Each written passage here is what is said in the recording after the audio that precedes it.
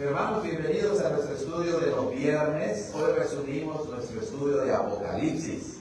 Vamos a estudiar Apocalipsis 7, del 9 al 17, que es la segunda parte. Pero como ya tiene rato, ¿verdad?, que no lo hemos estudiado, vamos a leer todo el capítulo que ya estudiamos la primera parte, Apocalipsis 7, del 1 al 8, y hoy estudiaremos la segunda parte. Entonces, encuentren en sus Biblias Apocalipsis 7 y vamos a leerlo de manera alternada. Yo leo el 1, ustedes leen el 2 y nos unimos en el versículo 17, ¿ok? Apocalipsis 7, empiezo en el versículo 1 que dice así: y después de esas cosas vi a 4 ángeles que estaban de pie sobre los 4 ángulos de la tierra, deteniendo los 4 vientos de la tierra, para que no soplara viento sobre la tierra, ni sobre el mar, ni sobre ningún árbol. Y vi a otro ángel que subía de donde sale el sol, teniendo el sello de Dios vivo, y clamó a gran voz a los 4 ángeles, a quienes les fue dado hacer daño a la tierra y al mar, diciendo: no hagáis daño a la tierra, ni al mar, ni a los árboles, hasta que hayamos sellado a los siervos de nuestro Dios en sus frentes. Y oí el número de los sellados, 144,000 sellados de todas las tribus de los hijos de Israel. De la tribu de Judá, 12,000 sellados. De la tribu de Rubén, 12,000 sellados.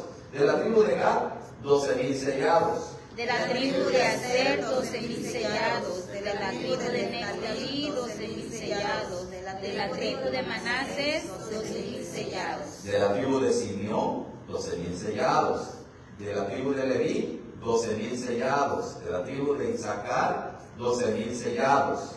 De la tribu de Zabulón, 12,000 sellados. De la tribu de José, 12,000 sellados. De la tribu de Benjamín, 12,000 sellados. Después de esas cosas miré, y he aquí una gran multitud, la cual nadie podía contar, de todas las naciones y tribus y pueblos y lenguas, que estaban en pie delante del trono y delante del Cordero, vestidos de ropas blancas y con palmas en sus manos. Y clamaban a gran voz diciendo: la salvación pertenece al que está sentado sobre el trono, a nuestro Dios y al Cordero. Y todos los ángeles estaban en pie alrededor del trono, de los ancianos y de los 4 seres vivientes, y se postraron sobre sus rostros delante del trono y adoraron a Dios, diciendo: amén, la bendición y la gloria y la sabiduría y la acción de gracias y la honra y el poder y la fortaleza sean a nuestro Dios por los siglos de los siglos. Amén. Y respondió uno de los ancianos diciéndome: estos que están vestidos de ropas blancas, ¿quiénes son y de dónde han venido? Y yo le dije: Señor, tú lo sabes. Y él me dijo: estos son los que han venido de la gran tribulación y han lavado sus ropas y las han blanqueado en la sangre del Cordero. Por esto están delante del trono de Dios y los sirven día y noche en su templo, y el que está sentado en el trono morará entre ellos. No tendrán más hambre ni sed, y el sol no caerá más sobre ellos, ni calor alguno. Porque el Cordero que está en medio del trono los pastoreará y los guiará a fuentes de aguas vivas, y Dios enjugará toda lágrima de los ojos de ellos. Amén. La palabra del Señor, ¿verdad? Que bendiga es palabra eterna en nuestras vidas. Hermanos, la primera parte ya la estudiamos, pero como recapitulación, dijimos que el libro de Apocalipsis es un libro simbólico, ¿verdad? Son simbólicos que apuntan a algo completo, a algo perfecto, y en ese caso los 144,000, pues es un número simbólico que apunta a la totalidad del pueblo de Dios. Y también es interesante, ¿verdad? Porque son 12 tribus de Israel, y entonces nos dice que de cada tribu habían 12,000 sellados. Y entonces se multiplica 12 por 1000 y te da 12,000, y luego multiplicamos esos 12,000, ¿verdad?, por 12,000 y nos da 144,000. Y entonces dijimos que, si ustedes se dan cuenta, este número de los 144,000 está conformado por las 12 tribus de Israel, pero al mismo tiempo no es el orden de los 12 hijos de Jacob, como para decir que entonces se trata del Israel nacional o el Israel étnico, porque si se dan cuenta, en el versículo 6 se habla de Manasés, y Manasés no fue hijo de Jacob, sino fue hijo de ¿quién? De José, ¿verdad? Nada más quedaron incluidas en las 12 tribus. Y tampoco hay un orden por nacimiento. Si se dan cuenta, en el versículo 5 empieza hablando de las tribus. ¿Y cuál es la primera tribu que se menciona? Judá. Y Judá no fue el primogénito de Jacob. ¿Quién fue? Rubén. Entonces eso nos da a entender que este número en realidad se refiere a la totalidad del pueblo de Dios. Y entonces Juan, en esa visión, recuerden que todo Apocalipsis es una visión, ¿verdad?, que Dios le da a Juan acerca de lo que va a suceder, pero también se lo da para consolar al pueblo de Dios. Juan tiene la ventaja, por así decirlo, de que ve como en una película todo lo que va a suceder y nos dice: esto es lo que Dios me reveló, y se lo revelo para que estén listos, para que sepan que en Dios hay esperanza y su pueblo no será destruido, sino su pueblo, aunque sufra en esta vida, saldrá siempre victorioso. Entonces, la primera parte de Apocalipsis 7 nos lo da de forma crítica o simbólica. Hay un número perfecto, estos 144,000 que Juan ve, es la totalidad del pueblo de Dios. Y la segunda parte como que explica la primera parte. Entonces, ¿cómo está conformada esa totalidad de 144,000 personas que apuntan a la totalidad del pueblo de Dios? Y ese es otro argumento para mostrar que los 144,000 no es un número selecto, ¿verdad?, de 144,000 solamente, ni tampoco se refiere a un Israel étnico o nacional, o de sangre o de raza, sino que la segunda parte nos explica que ese número total del pueblo de Dios está constituido por ¿quiénes? Pues por todas las naciones. Y es ahí donde empieza el versículo 9, dice: después de esas cosas miré, lo cual indica, ¿verdad?, que Juan está en una visión. ¿Okay? Recuerden que él está en la gran sala del trono celestial. ¿Okay? Dice: miré, y he aquí. Juan está sorprendido. Eso es lo que denota la expresión, ¿verdad?, en español como en el griego original, cuando dice: y he aquí, ¿no? Nosotros diríamos: después de estas cosas miré y de repente vi esto, ¿no? O como yo siempre digo, chispas. Y entonces miré, ¿no? Y Juan dice: y he aquí una gran multitud, dice, la cual nadie podía contar, era incontable. O sea, ya allí vemos algo consolador, que el pueblo de Dios, que parece ser pequeño, en su número total y perfecto, es innumerable. O sea, el pueblo de Dios es enorme, y no olvidemos que a ese pueblo de Dios pertenecemos nosotros. Y ese pueblo de Dios, que ha existido desde la fundación del mundo y que existirá hasta la segunda venida de Cristo, son nuestros hermanos y hermanas en Cristo, son nuestra familia. Por otro lado, es bien interesante porque Juan ve a la totalidad del pueblo de Dios y por así decirlo, nos está viendo allí. A nosotros, ¿verdad? Que estamos ya en la gloria celestial. Dice, esa multitud, la cual nadie podía contar, estaba conformada no solo de una raza, sino estaba conformada de todas las naciones y tribus y pueblos y lenguas. Hay una anotación, hermanos, cuando el griego original, cuando habla de naciones, el griego original utiliza la palabra etnos, que es la palabra griega para nación, y verá que etnos, de etnia, ¿verdad? Un grupo étnico. Entonces lo que quiere mostrar es que pues las naciones que nosotros entendemos, ¿verdad? La nación de Estados Unidos, la nación de México, la nación de China, en una nación pueden vivir diferentes etnias, grupos, ¿verdad? Razas, lo cual es interesante porque indica que entonces dentro de una nación compuesta de muchas etnias o razas, grupos, nadie queda excluido. No hay ninguna etnia que quede excluida de la salvación de Dios, siempre y cuando pongamos nuestra fe en el Señor Jesucristo.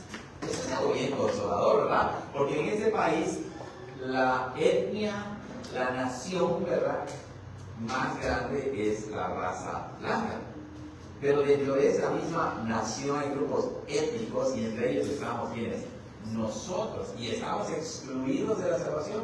No, ¿verdad? El Señor Jesús vino a traer una salvación universal en el sentido de que todas las naciones, y luego dice, y tribus, y pueblos, y lenguas, no importa el idioma que hablemos, no importa a qué tribu perteneces, no importa a qué pueblo perteneces, eres parte del pueblo de Dios por medio del Señor Jesucristo. Pero ¿cómo entonces puede haber una multitud innumerable salvada de todas las naciones bajo el cielo? Pues porque en eso consistía, entre otras cosas, la obra de nuestro Señor Jesucristo. La salvación de Cristo, nuestro Señor, no estaba restringida a una sola nación. El apóstol Pablo dice, claro, en tiempo cronológico, por así decirlo, al judío primeramente, dice Pablo, pero también al griego. Por eso también él dice que de los dos pueblos hizo uno, es decir, del pueblo judío y de los gentiles ha hecho un solo pueblo. Noten lo que dice. Ellos estaban en pie delante del trono y delante del Cordero, vestidos de ropas blancas y con palmas en sus manos. Es bien interesante porque Juan ve el trono celestial y ve que toda esta multitud salvada y redimida está en pie. ¿Quién podrá estar de pie ante la presencia del Dios Santo? Recuerden lo que dice, por ejemplo, el Salmo 24, dice, ¿quién subirá al monte de Dios? ¿Y quién estará en pie en su lugar santo? Y luego dice, limpio de manos y puro de corazón, etc. O sea, solamente aquellos que han sido lavados con la sangre del Cordero. Entonces, ellos pueden estar en pie delante del trono celestial por medio de la obra perfecta del Señor Jesucristo. Pero noten cómo lo describe. Estaban en pie delante del trono y delante del Cordero. Recuerden que cuando dice delante del trono, en el contexto que lo hemos estudiado, en el trono está sentado ¿quién? El Padre, ¿verdad? Y se menciona luego al Cordero, que es el Hijo de Dios. Entonces, por así decirlo, toda esa multitud está de pie ante su Creador y ante su Salvador, ante su Redentor, ¿verdad? Y recuerden que la expresión del Cordero, pues obviamente está tomada del Antiguo Testamento, y como ya vimos en Apocalipsis 4, ¿quién es digno de abrir el libro y desatar los sellos? El Cordero que fue inmolado, que fue sacrificado, que murió respondió, Él solo es digno. Y es entonces que por medio de la dignidad del Cordero, nosotros también podemos ser dignos en el Cordero de Dios. Pero dice después que estaban vestidos de ¿qué? De ropas blancas. Y si nosotros vamos hacia atrás, al versículo, vamos al versículo, ¿qué será? 3. Vamos al 3, cuando se escribe a la iglesia de Sardis. ¿Alguien me puede encontrar rápido cuando habla de las vestiduras blancas? En el 4. 3, 4. A ver, vamos a ver. Si dice, primero dice el 4, ¿no? Mas tienes unas pocas personas también en Sardis que no han manchado sus vestiduras y andarán conmigo en vestiduras blancas, porque son dignas. ¿En qué otro versículo se menciona esto? El 5. El 5 dice, ahí está, el que venza será vestido de blancas vestiduras. Ok. Y si regresamos a Apocalipsis 7, lo interesante de allí es que lo que se promete a la iglesia de Sardis, que será vestido de vestiduras blancas, que es símbolo de qué? De pureza, de santidad. Ya Juan los ve vestidos, ¿verdad? Ya están vestidos de ropas blancas. Es decir, lo que se promete a la iglesia de Sardis en el capítulo 3, Juan lo ve cumplido en Apocalipsis. Y claro, nosotros sabemos, como dice en Apocalipsis 3, porque son dignos en el Cordero. Son dignos en la sangre del Cordero. Entonces, así como el Cordero es puro, perfecto, santo, limpio, si los cristianos en Cristo son vestidos de ropas blancas, quiere decir que participamos de la pureza, de la santidad, de la justicia del Cordero. Pero vean lo que dice después. Eran vestidos de ropas blancas y ¿con qué? Con palmas en las manos. ¿Y a qué hace referencia a las palmas en la Escritura? Sí, cuando es la entrada triunfal, ¿verdad? Pero entonces las palmas hacen referencia a la victoria, a la victoria que ellos han obtenido, pero la han obtenido por medio de quién? Por medio del Cordero, por medio del Hijo de Dios. Y entonces ellos están vestidos de ropas blancas y celebrando la victoria que Cristo logró por ellos. Todo lo que se predijo de Cristo ha sido cumplido por medio de su persona y de su obra, y ellos celebran la victoria, no de ellos, sino la victoria de Cristo, del Cordero. Él es el que los lleva a la victoria. Por eso el apóstol Pablo, en el libro de Romanos, si no me equivoco, dice que en Cristo somos más que vencedores. Y si ustedes recuerdan en Mateo 18, que vamos a llegar allá en nuestra predicación de los domingos, que habla acerca de que ni las puertas del infierno prevalecerán contra la iglesia. Es decir, en este mundo terrenal, como vamos a ver después, podemos sufrir e incluso nos pueden matar por la fe, pero no nos pueden destruir. La victoria está asegurada. Recuerden lo que dijo Jesús: en el mundo tendrán aflicción, pero confíen en mí porque yo he vencido al mundo. Y eso es lo que está viendo Juan en el trono celestial. A nosotros, ¿verdad? Al pueblo de Dios, celebrando la victoria que Cristo logró por nosotros. Vamos a continuar y dice después en el versículo 10: y clamaban a gran voz diciendo, precisamente, la salvación pertenece al que está sentado sobre el trono, a nuestro Dios y al Cordero. Recuerden cuando Jonás se rebeló y el gran pez, recuerden que no dice que era una ballena, Porque hay muchos críticos que dicen, una ballena no puede tragar algo, está constituida de manera diferente. Bueno, la Biblia no dice que era una ballena, era un gran pez. Bueno, él, después de su rebeldía, estando en el vientre del pez, escribe Jonás, capítulo 3, si no me equivoco, y entonces dice que la salvación es del Señor. Y si leemos el Salmo 3, también dice que la salvación pertenece al Señor.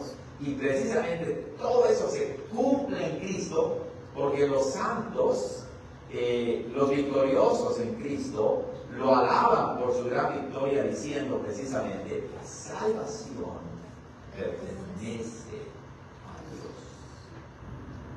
Entonces, la salvación no te la puedes ganar tú, la salvación la recibimos como un regalo. Pero noten cómo lo distribuye. Dice, la salvación pertenece, otra vez, al que está sentado sobre el trono, a nuestro Dios, que es una referencia al Padre. Y luego al Cordero, que se refiere al Hijo, en su calidad de mediador y de redentor. Pero eso es importante, ¿por qué? Porque generalmente en el pueblo evangélico, cuando no se entiende bien la salvación, se atribuye la salvación solamente a Cristo, el Hijo, como si el Padre no tuvo nada que ver con la salvación. Pero eso es mentira. Es más, en algunos círculos hay incluso una oposición. El Padre está enojado y entonces viene el Hijo, ¿verdad? Él es el buen Salvador, no es el Padre malo. Eso tampoco es correcto. Si ustedes recuerdan, la obra de nuestra salvación es trinitaria: Padre, Hijo y Espíritu Santo. Y un versículo hermoso que se nos viene a la mente inmediatamente es San Juan 3, 16, que dice, porque de tal manera amó Dios, es decir, Dios es Padre, amó al mundo, que ha dado ¿a quién? A su Hijo unigénito. Entonces, estos salmos no son como muchos cristianos confundidos en la actualidad, sino que ellos saben que la salvación se origina en el amor eterno de ¿quién? Del Padre, que envía al Hijo, y el Hijo voluntariamente se ofrece en sacrificio por nosotros. Qué bonito, ¿verdad? Qué bonito que esto es lo que nos enseña Apocalipsis. No es un libro que da miedo, ¿verdad? Como muchas personas. Ay, no estudiamos Apocalipsis porque es un libro de miedo. No, todo lo contrario. Continuamos. Y todos los ángeles estaban en pie alrededor del trono y de los ancianos y de los 4 seres vivientes, y se postraron sobre sus rostros delante del trono y adoraron a Dios. Noten, antes en Apocalipsis 4, 5, los que adoran en primer lugar a Dios eran los ángeles, ¿verdad? Los ancianos, los 4 seres vivientes. Y ahora es al revés, los que están adorando en primer lugar a Dios por la gran salvación son los redimidos, y luego los ángeles, ¿no? Hay como una especie de inversión, por así decirlo, y ellos son los que adoran al Señor, pero lo hacen mientras los redimidos están alabando al Señor. Ellos vienen y se postraron, dice, sobre sus rostros delante del trono y adoraron a Dios. Recuerden que en el mundo oriental, lo vemos todavía, ¿verdad? En el mundo musulmán, por ejemplo, y en otras religiones orientales, que el postrarse, ¿qué quiere decir? Es arrodillarse y además echar todo el cuerpo a la tierra, ¿verdad? O sea, es una señal de completa sumisión y dependencia. Nosotros no lo hacemos así, ¿verdad? Y la Biblia no lo prohíbe, ¿verdad? Si alguien lo quiere hacer, está bien. Tampoco significa mero externalismo, ¿verdad? Nada más por hacer eso, ya. No, pero sí es una postura de completa sumisión y en ese caso reconocimiento de la gran obra salvadora de Dios Padre, Hijo y Espíritu Santo. Y no te dice, estaban sobre sus rostros delante del trono y adoraron a Dios diciendo, amén. ¿Ya vieron? Noten la palabra amén. Y luego, al final del versículo 12, después de su canto, ¿qué dicen? Amén. Es interesante, ¿cierto o no? Dicen amén. Y luego, después de su canto de adoración, dicen amén, ¿no? Pero el primer amén, recuerden que la palabra amén significa esto es cierto y verdadero. Esto es tal y como se dice que es. Y esta expresión proviene del Antiguo Testamento y el Señor Jesucristo la usa mucho en los Evangelios, nada más que en nuestras traducciones la traducen como desierto, desierto, les digo. Pero en el griego original la expresión que se usa es amén, amén. ¿Ok? En nuestro catecismo de Heidelberg dice que amén significa esto es cierto y verdadero, afirmativo, corroborativo, así es. Y entonces el primer amén parece que es un amén al canto de los redimidos. La salvación pertenece al que está sentado sobre el trono, a nuestro Dios y al Cordero. Y claro, nosotros decimos amén, así es, ¿no? Así es. Y luego empiezan su bendición, diciendo su adoración, perdón, su canto. La bendición y la gloria y la sabiduría y la acción de gracias y la honra y el poder y la fortaleza sean a nuestro Dios por los siglos de los siglos. Amén. Noten, es esa alabanza, esa doxología, ¿ven que la palabra doxología quiere decir un canto de adoración y de exaltación? Esa doxología está compuesta de ¿cuántos elementos? La bendición, la gloria, la sabiduría, la acción de gracias, la honra, el poder y ¿qué? Y la fortaleza. ¿De cuántos elementos? 7 elementos. Y ya aprendimos que en la Biblia el número 7 indica perfección, algo completo. Es decir, todo lo bueno, toda la gloria, toda la honra solamente pertenece a nuestro Dios. Por los siglos de los siglos, quiere decir, por toda la eternidad. Qué impresionante. Pero miren, esta misma adoración ya la vimos antes, ¿cierto o no? ¿En dónde la vimos? A ver si alguien me ayuda a encontrarlo. ¿Dónde la vimos ya? Bueno, aquí mismo en el Apocalipsis, ¿no? ¿En qué capítulo está? ¿En el 4? ¿En el 5? A ver. Ok. 5:13, ¿no? A ver, ahí lo dice. Correcto. Desde el 12. Sí, están adorando también los ángeles, ¿verdad? Y los ancianos. Y dice, el cordero que fue inmolado es digno de tomar el poder y riquezas y sabiduría y fortaleza y honra y gloria y alabanza. ¿Cuántos elementos? 7 otra vez. Es prácticamente el mismo canto, con alguna variación en el orden de las palabras, pero es prácticamente lo mismo. Lo mismo. Obviamente, ¿de dónde viene toda esta adoración? Recuerden que Juan tiene en mente el Antiguo Testamento. Y por ejemplo, si ustedes leen, ¿verdad? Cuando Salomón ofrece el templo, cuando también leemos los salmos, ¿verdad? Todas esas expresiones provienen del Antiguo Testamento, particularmente del libro de los salmos, ¿verdad? Donde es toda la honra y la gloria y la alabanza tributada a Dios. Entonces, la adoración verdadera está enraizada en el Antiguo Testamento.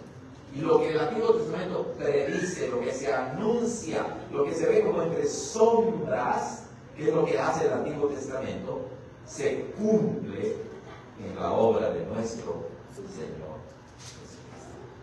Increíble. Bueno, vamos a regresar otra vez a Apocalipsis 7.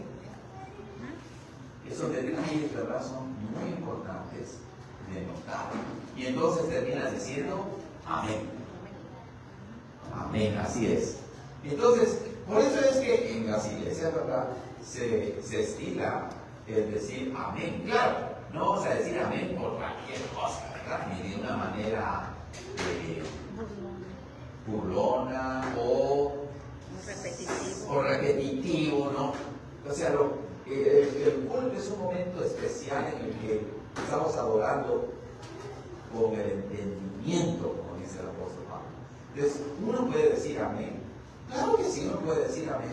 Pero claro, entendiendo, ¿verdad?, lo que significa, a lo que uno responde, como dice Pablo. ¿Cómo dirá el amén a lo que tú dices, tu hermano, si no se entiende, no? Y aquí, claro, es digno de decir amén, obviamente. Versículo 13 dice: y respondió uno de los ancianos diciendo: estos que están vestidos de ropas blancas, ¿quiénes son y de dónde han venido? Interesante que no es Juan el que pregunta aquí, sino es uno de los ancianos que representa al pueblo de Dios. ¿Quiénes son? ¿A poco no lo sabe el anciano? No, sí lo sabe. Solamente quiere confirmarle algo, un hecho importantísimo a Juan. Entonces le dice: esos que están vestidos de ropas blancas, recuerden, los que han sido lavados en la sangre del Cordero, que participan de la santidad y la pureza de Cristo. ¿Quiénes son y de dónde han venido? ¿Quiénes son y de dónde han venido? Es una expresión muy interesante, porque Juan está en esta visión y ve a la totalidad del pueblo de Dios en el trono celestial, adorando. Se transporta en el tiempo, ¿verdad? ¿Quiénes son? ¿De dónde han venido? ¿Cuál es la identidad de estas personas? Bueno, si no ha quedado claro, ahora lo vamos a aprender. Y dice Juan: yo le dije, Señor, tú lo sabes. Está interesante porque, pues, Juan parece que ya sabe quiénes son, pero se le olvida. Esta es una visión en la que Juan queda pasmado completamente, porque si vamos hacia atrás, en Apocalipsis 6, es Apocalipsis 6, donde dice, miren cómo dice en el versículo, ahorita les digo, en el versículo 9, dice: y cuando él abrió el quinto sello, vi debajo del altar, dice Juan, las almas de los que habían sido muertos por la palabra de Dios y por el testimonio que tenían. O sea, por una vez que le reveló a Juan quiénes son, ¿verdad? Los que están en el trono celestial. Y luego, en Apocalipsis 7, el ángel le dice: bueno, ¿quiénes son? Y aparentemente Juan no lo recuerda, ¿no? Y dice: Señor, tú lo sabes. Yo no lo sé, o se me olvidó, ¿no? Tú lo sabes. Y entonces le dice: bueno, estos son los que han venido de la gran tribulación y han lavado sus ropas y las han blanqueado con la sangre del Cordero. Bueno, aquí hay que tener cuidado cómo interpretar esto. Recuerden que Juan está mirando lo que sucede a lo largo de la historia. Y obviamente él está en el trono celestial, donde ya vimos, de acuerdo con la primera mitad de Apocalipsis 7, que él está viendo la totalidad del pueblo de Dios.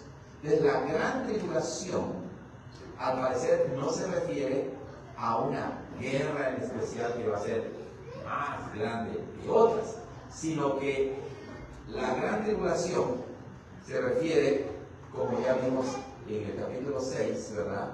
Como ya se anunció en los primeros 3 capítulos de los cristianos que sufren, se refiere a todo el sufrimiento que los cristianos atraviesan mientras están en este mundo, desde la primera venida de Cristo hasta su segunda venida. No es desde Adán y Eva. Bueno, incluso podemos remontarnos, ¿verdad?, hasta el comienzo, cuando el pueblo de Dios era perseguido, ¿no? Y sufría el verdadero pueblo de Dios. Entonces, hermanos, no debemos nosotros ser incautos o ingenuos en pensar que no vamos a sufrir nada en este mundo.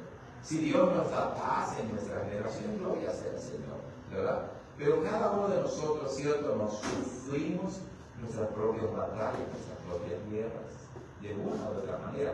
Puede ser enfermedad, puede ser problemas económicos, puede ser la burla de la misma familia, puede ser problemas matrimoniales, familiares, etc.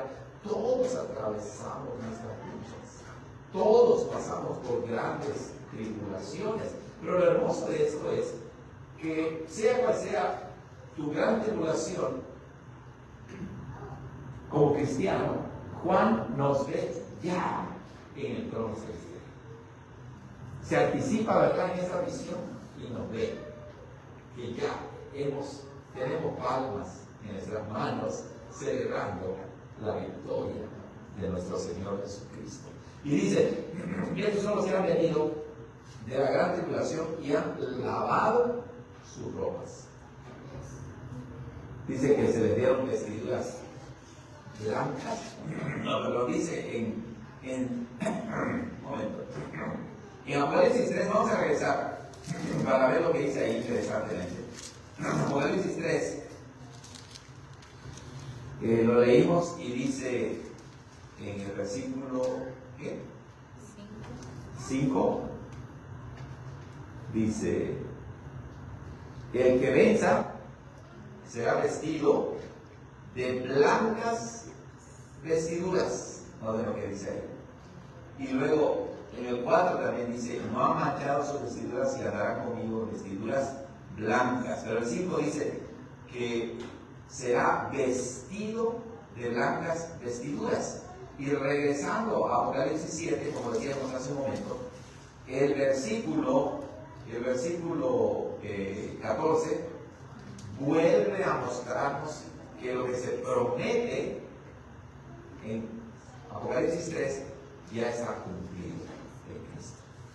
¿Por qué? Porque ahí no solamente se dice que se les dará vestiduras blancas, sino que ya han lavado sus ropas y las han blanqueado o emblanquecido en la sangre del Cordero. Recuerden que esto es algo simbólico, ¿verdad? Es algo simbólico porque obviamente la sangre roja, si tú remojas una tela en sangre, pues no va a quedar blanca. Pero ¿a qué se refiere esto? Aquí, como dice el Antiguo, todo el Antiguo Testamento, ¿recuerdan? Especialmente cuando se habla de los sacrificios, que es por medio del derramamiento de sangre que hay perdón de pecados. Sin derramamiento de sangre no hay remisión o perdón de pecados. Pero ¿cómo nosotros podemos ser emblanquecidos, hechos más blancos que la nieve? Pues por medio de la sangre del Cordero. Dice Apocalipsis, primera de Pedro, ¿verdad? Dice, porque fueron rescatados de su mala manera de vivir, no con oro o plata, sino con ¿qué? Con la sangre preciosa de nuestro Señor Jesucristo. Muy bien. Y ahora avanzamos y dice, por eso están delante del trono de Dios. Recuerden lo que dice allá en el versículo 9, que están delante del trono. Y ahora dice en el 15, por eso están delante del trono de Dios. Es decir, por Cristo, por su obra perfecta, por su persona. Él es el fundamento, Él es nuestra justificación, ¿se acuerdan? Nuestra sabiduría, nuestra redención. Por medio de Él podemos llegar al Padre y estar presentes delante de Él. Por eso están delante del trono de Dios y lo sirven día y noche en su templo. Esta expresión es muy interesante, hermano, porque Juan no está viendo un templo literal, ¿verdad? Esa expresión se puede traducir también como la morada de Dios, ¿no? La presencia misma de Dios. Y recuerden aquí algo interesante, que Juan, su mensaje está enraizado en el Antiguo Testamento. Y recuerden cuando en el Antiguo Testamento se habla del templo, nos trae a la mente las tres divisiones principales, ¿se acuerdan? El primer lugar es el lugar santísimo, luego el lugar santo y luego el atrio exterior del templo.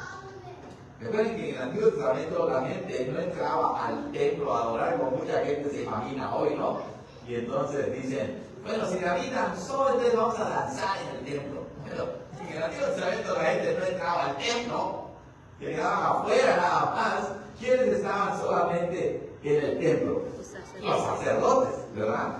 Pero ¿quién entraba al lugar santísimo? Solamente el sumo sacerdote.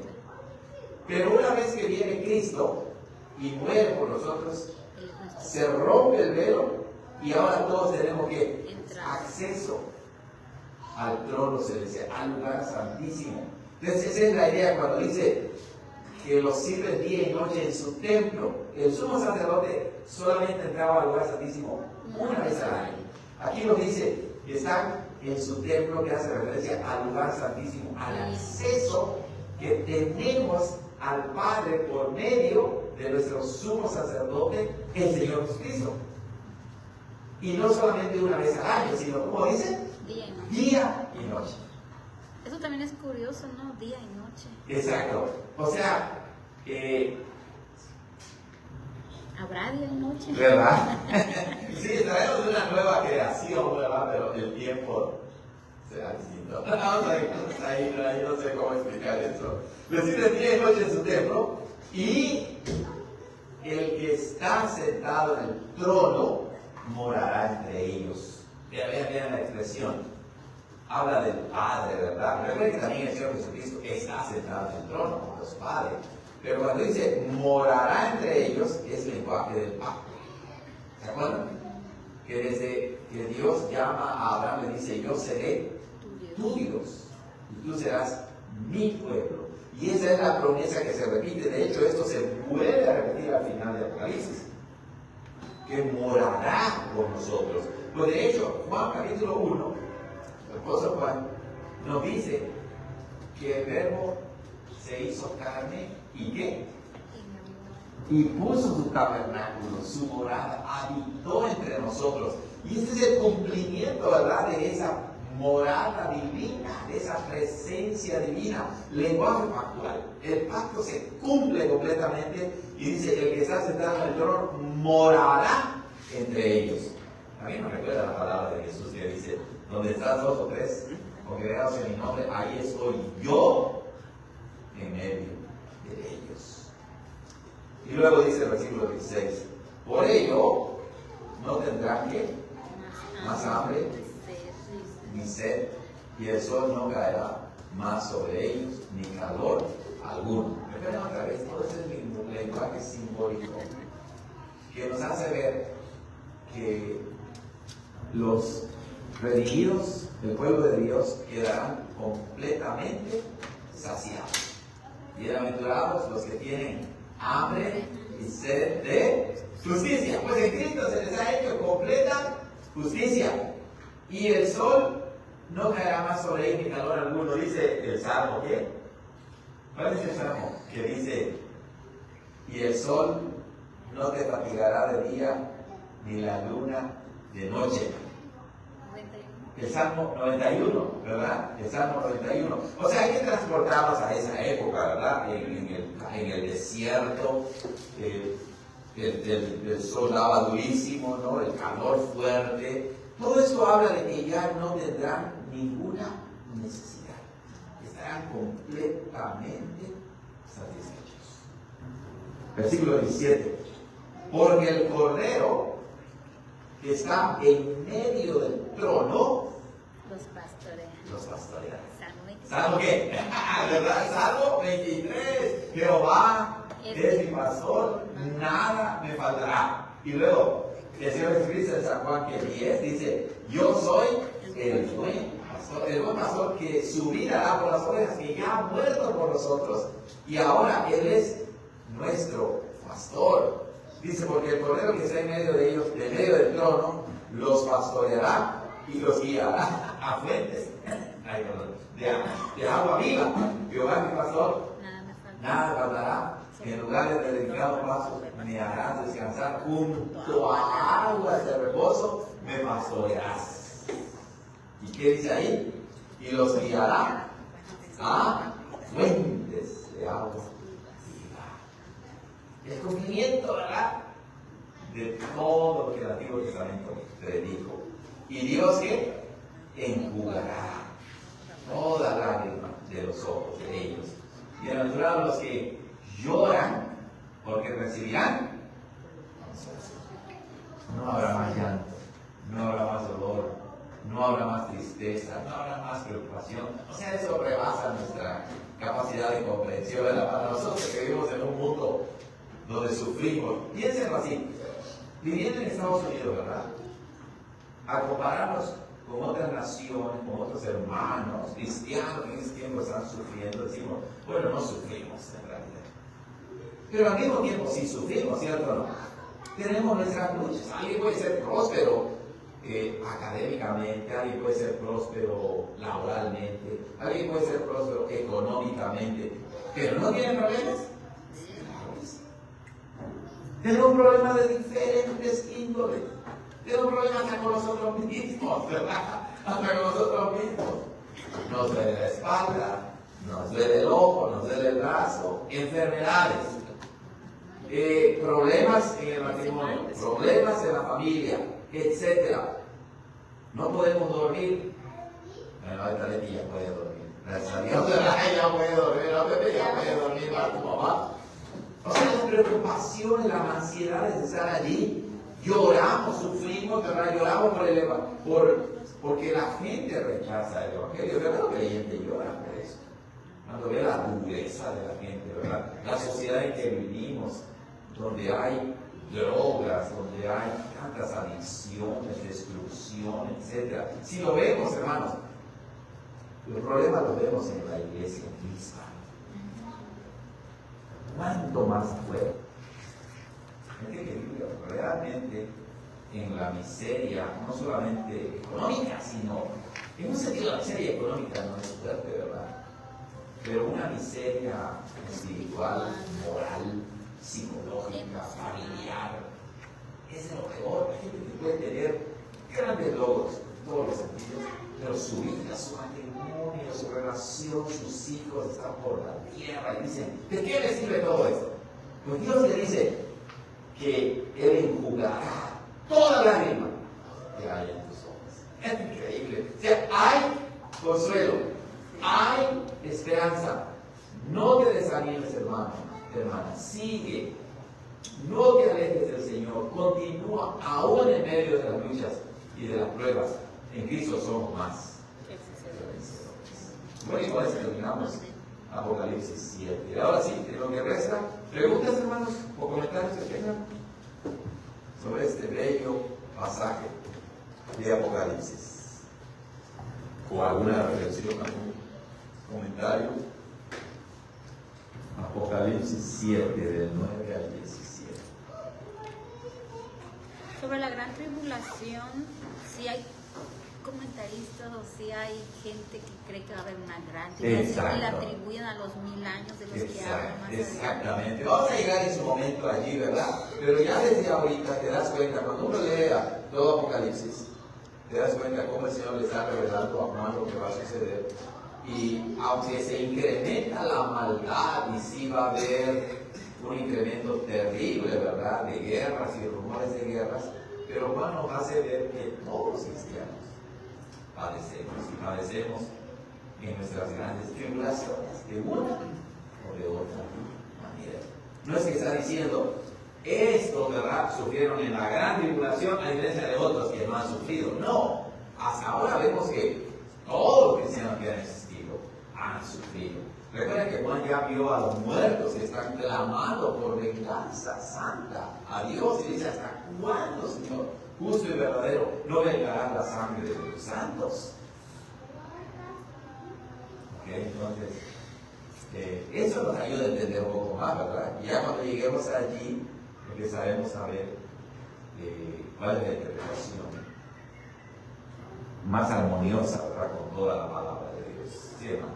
Sí, o sea, como está el mundo, pareciese que está ganando, ¿no? Así es. Porque los cristianos no somos populares o no, pareciese que no impactamos tanto a la sociedad, ¿no? Pareciese. Pero, o nosotros, el mismo pueblo de Dios, diría, ¿por qué Dios no hace hoy algo, no? Y nosotros somos los que somos más influenciando el mundo, pero no es así, ¿verdad? Hasta que termine todo esto, se va a ver que los que ganan van a ser los cristianos. Y ese es uno de los consuelos más grandes del libro de Apocalipsis, que Apocalipsis te permite ver el comienzo y el fin de todo, y te dice, así será.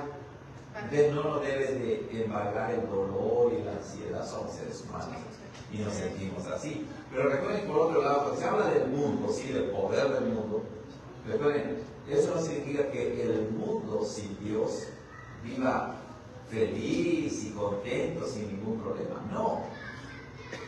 Guerras y rumores de guerras es una referencia al odio y a la violencia mutua y recíproca que existe en el mundo y en la sociedad. De hecho, cuánta gente del mundo no cristiano, ¿verdad?, que es rica y poderosa, lo hace a costa de quién? De los demás. Son ricos esclavizando a la gente, pagándoles una miseria, robando, mintiendo, etc. No queremos hacer eso, ¿verdad? Porque eso solamente lleva a la autodestrucción de la sociedad. Pero bueno, ahí tenemos Apocalipsis, capítulo 7, un bellísimo pasaje. Vamos a terminar con nuestro estudio con una oración y terminamos también la grabación. Vamos a orar. Amado Señor, gracias porque nos has consolado y fortalecido una vez más mediante el estudio de tu palabra. Y en ese caso de Apocalipsis 7, que en el centro mismo tiene el glorioso evangelio de nuestro Señor Jesucristo.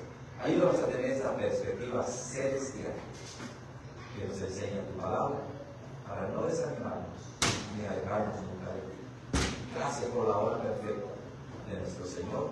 A Él, al Padre, al Hijo y al Espíritu Santo. A este Dios trino pertenece nuestra salvación.